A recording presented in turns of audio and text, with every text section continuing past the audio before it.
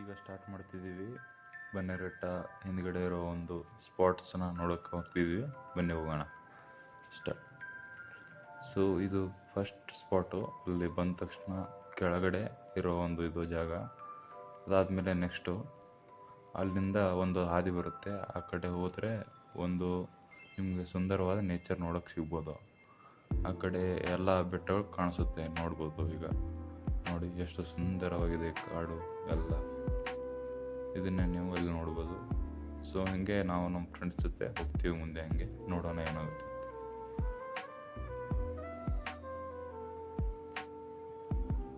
ಬನ್ನಿ ನೋಡೋಣ.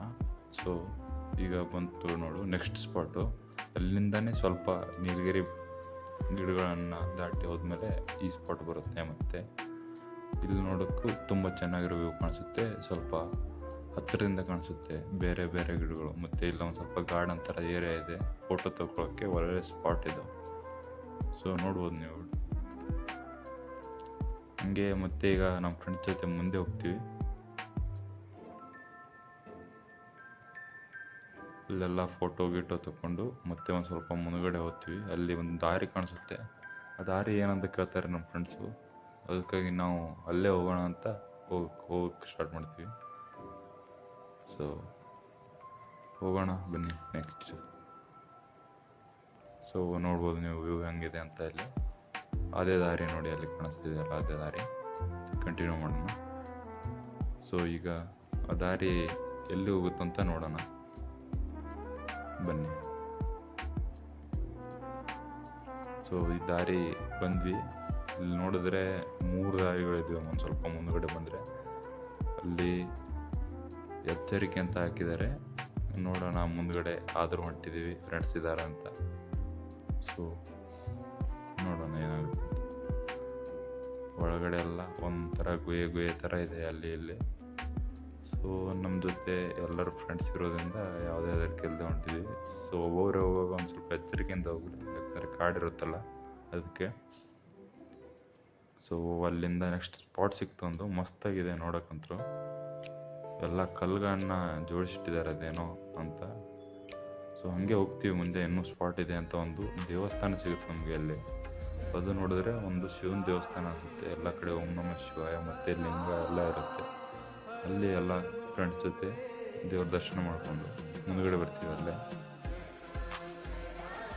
ಯಾವುದು ಪುರಾತನ ಕಾಲ ದೇವಾಲಯ ಥರ ಚೆನ್ನಾಗಿದೆ ದೇವಾಲಯ. ಮತ್ತು ಮುಂದ್ಗಡೆ ಇನ್ನೂ ಒಂದು ದೇವಾಲಯ ಸಿಗುತ್ತೆ. ಅಲ್ಲಂತೂ ಮಸ್ತ್ ವ್ಯೂ ನೀವು ನೋಡ್ಬೋದು. ಈಗ ಅಲ್ಲೇ ಹೊಂಟಿದ್ದೀವಿ ಈಗ.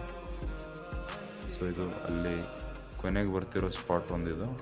ಇಲ್ಲೇ ದೇವಸ್ಥಾನ ಇರೋದು. ನೀವು ಅಲ್ಲಿ ಹೋಗಿ ಕುಂತ್ಕೊಂಡು ಮಾತಾಡ್ಕೊಂಡು ಬರ್ಬೋದು. ತುಂಬ ಒಳ್ಳೆ ಜಾಗ ಅನಿಸ್ತದೆ.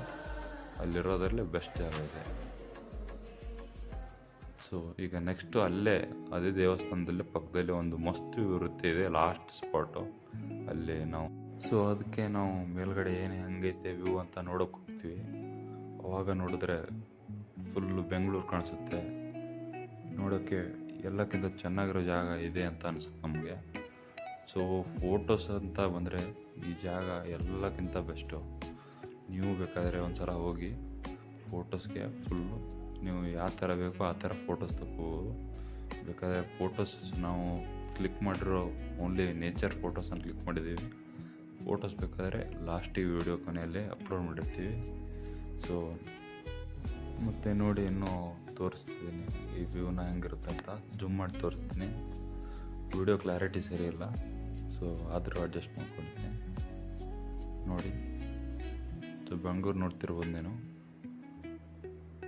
ಇದು ಆ ಬೆಟ್ಟದ ಮೇಲೆ ಕಾಣಿಸ್ತಿರೋ ಒಂದು ವ್ಯೂ. ಸೊ ಬೆಳಿಗ್ಗೆ ಹೋಗಿರೋದ್ರಿಂದ ಒಂದು ಸ್ವಲ್ಪ ಮೋಡ ಯಾಕೋ ಜಾಸ್ತಿ ಆಗಿತ್ತು. ಇತ್ತೀಚೆಗೆ ಬೆಂಗಳೂರು ಕಡೆ ಮೋಡ ಕವಿದ ವಾತಾವರಣನೇ ಜಾಸ್ತಿ ಆಗಿದೆ ಅದಕ್ಕೆ. ಸೊ ನೋಡ್ಬಂದು ನೀವು ಕೊನೆಗೆ ಬಂದ್ವಿ ವಾಪಸ್ಸು. ಇದು ನರಸಿಂಹಸ್ವಾಮಿ ದೇವಸ್ಥಾನದ ಮೇಲ್ಗಡೆಯಿಂದ ಎಲ್ಲ ಕಡೆ ಇರೋ ಕಾಣಿಸ್ತಿರೋ ಬೆಂಗಳೂರಿದು. ಸೊ ಲೈಕು, ಶೇರು, ಕಮೆಂಟು ಮತ್ತು ಈ ಚಾನಲ್ ಸಬ್ಸ್ಕ್ರೈಬ್ ಮಾಡೋದನ್ನ ಮರಿಬೇಡಿ. Thank you.